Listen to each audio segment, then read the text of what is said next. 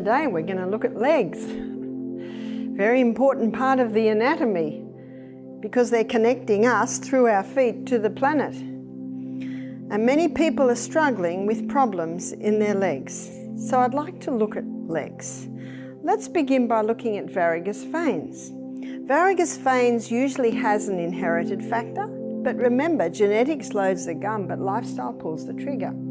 So what can we do for varicose veins? Well, there are a few things that will compound or make varicose veins far worse. And one is if you're carrying extra weight. So if you're carrying extra weight, one of the easiest ways to lose weight is to eat breakfast like a king, lunch like a queen, or supper like a pauper. It's to start exercising every day, balance the hormones with the Anna's Wild Yam Cream. Go to bed early. If you stay up late, you're going to get hungry.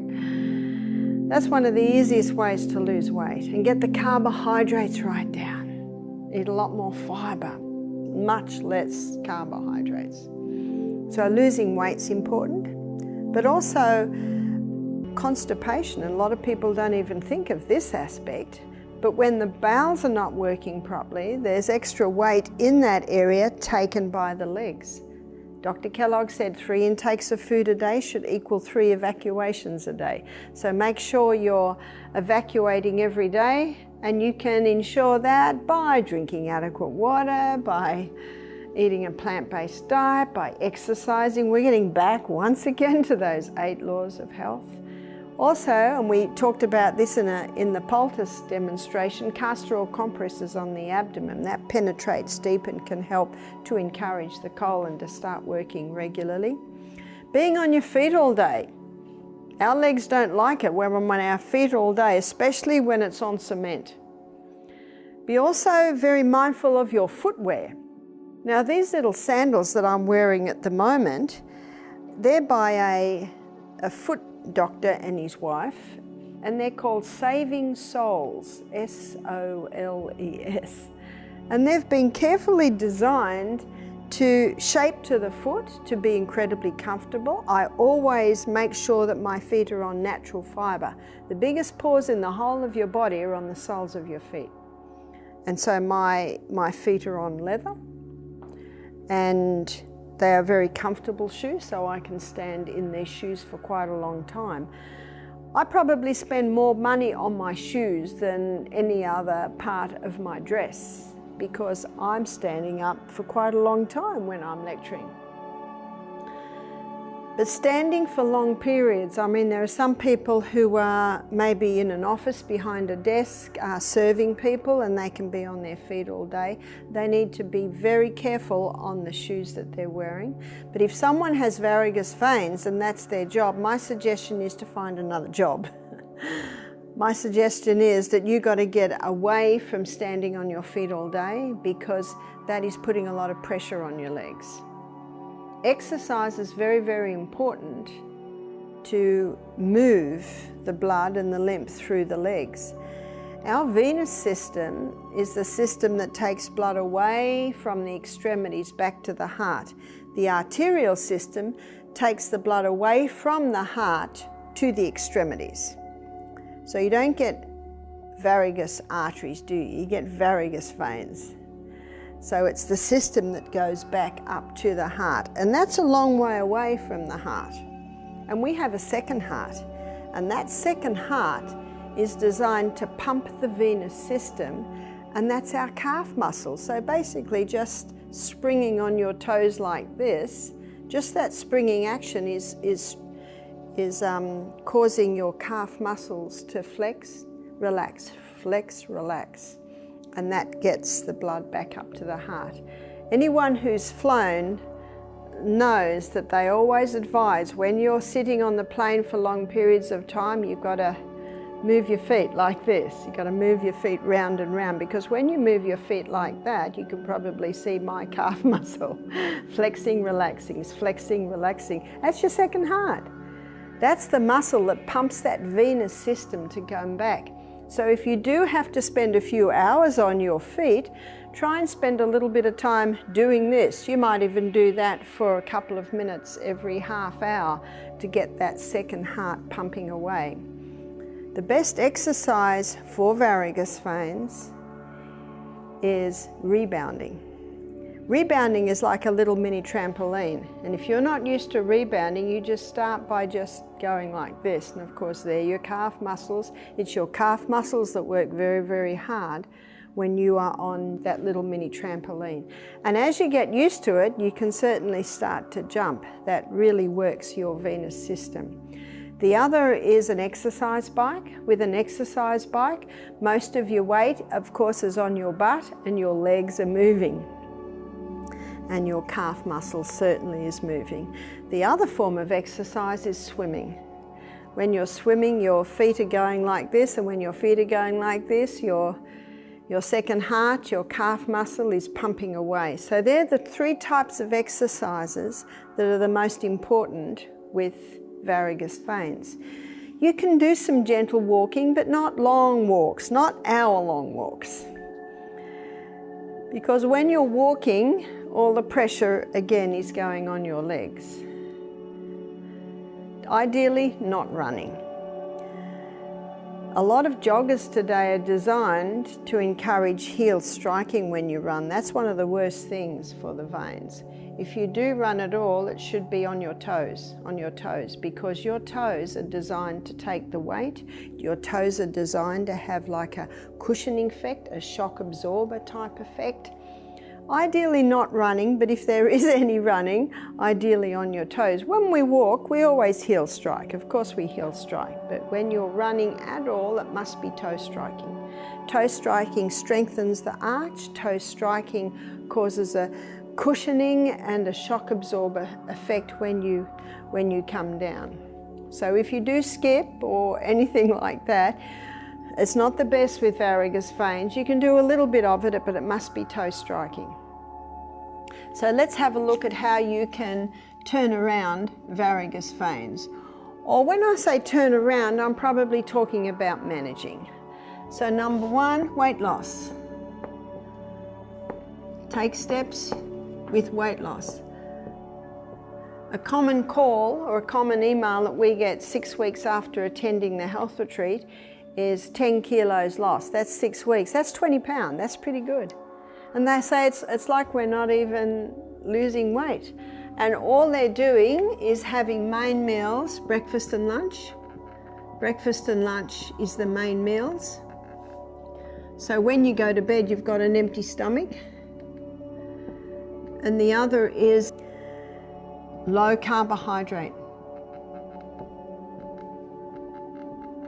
High carbohydrate will give high glucose, and high glucose basically has to be stored as fat. Low carbohydrate, high fiber. Here's your plant foods. Generous proteins, your legumes, your nuts, your seeds.